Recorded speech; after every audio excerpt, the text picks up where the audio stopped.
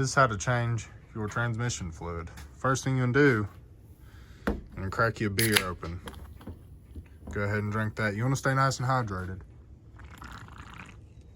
With your 10 millimeter socket, you wanna just start breaking these bolts loose. That one loose. You're gonna go ahead and crack you another beer.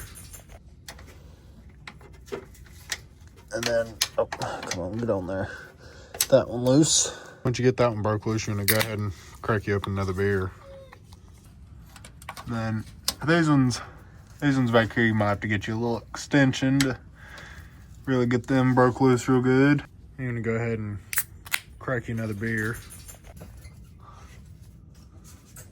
And you're gonna go ahead and break that one loose. And I mean, there's a lot of bolts here, so I'm not gonna shoot all of them. So yeah, just remember after you break each bolt loose. Oh, and throw the socket on your head. You wanna go ahead and drink you another beer. So, all right, now that you got most of your transmission fluid in the pan and a lot more on the floor, just go ahead and grab this beer right here and just crack her on open. I mean, that's all you can do. All right, here's something that isn't just a 5-second clip of me telling you to open a beer. So once you get your drain pan off, right here, you can see it. That little orange ring, that's where your transmission filter is supposed to be. Mine happened to just come out just because how I was moving the pan around. My dog won't shut up. But how I was moving the pan around, it ended up coming out, and I'll show you what that filter looks like in just a second when I get out. Here is the filter. That's what it's supposed to look like. That little ring goes around that lip right there. But you just want to make sure that you get that O-ring or that gasket out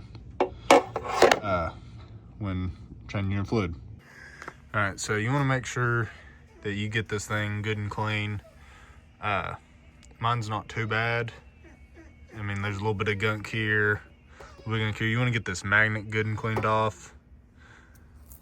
Yeah, I just changed my fluid about 3,000 miles ago. It's been running hot. Don't know what's going on, so changing the fluid again.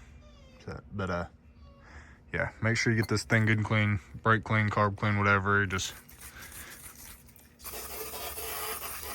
spray it down. It's not all gonna come off. You might have to go through some paper towels to wipe it the rest of the way. And of course, drink you some beer while you're doing it. All right, so now that we got our pan all cleaned up, I'm gonna get our gasket out, and you wanna set it on the thing. You're gonna go ahead and crack you another beer. And once you get it on, I usually like to put some bolts just in each corner, just to kind of hold the gasket in place. I know the video looks kind of foggy. My phone camera is covered in transmission fluid and who knows what other greases and liquids, so that's why it's foggy. And we got the heater going because it's about 20 degrees outside. Before you put your transmission pan back in the truck, I'm gonna go ahead and just crack us one more beer. You also don't want to forget to put your, oh gosh, I got this thing flipped all the wrong ways. You don't want to forget to put your transmission fluid filter back in there. Just, come on, pop in.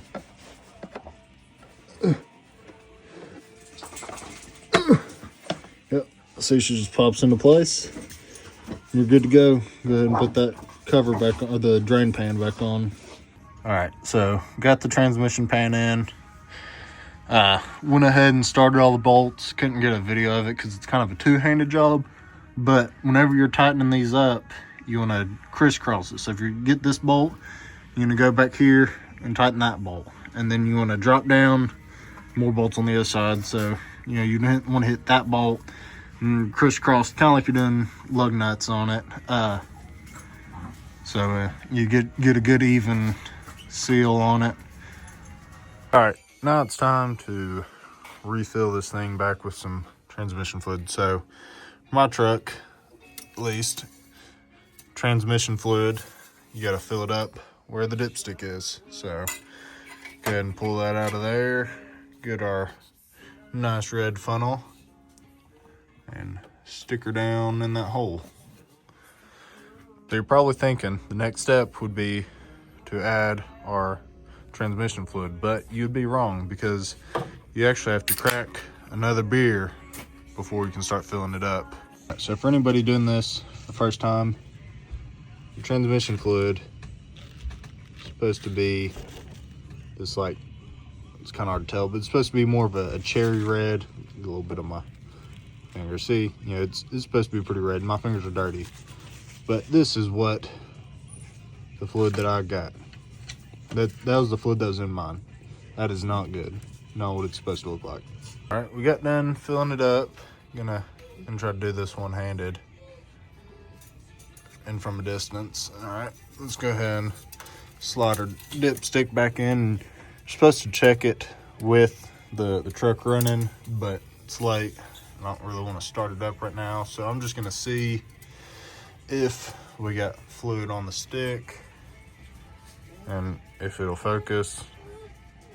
Okay, it's not really wanting to focus, but you can kind of see there's fluid on the stick.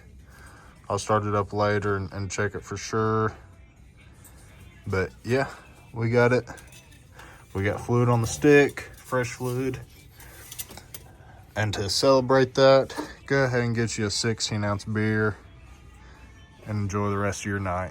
All right, just like that, we're done.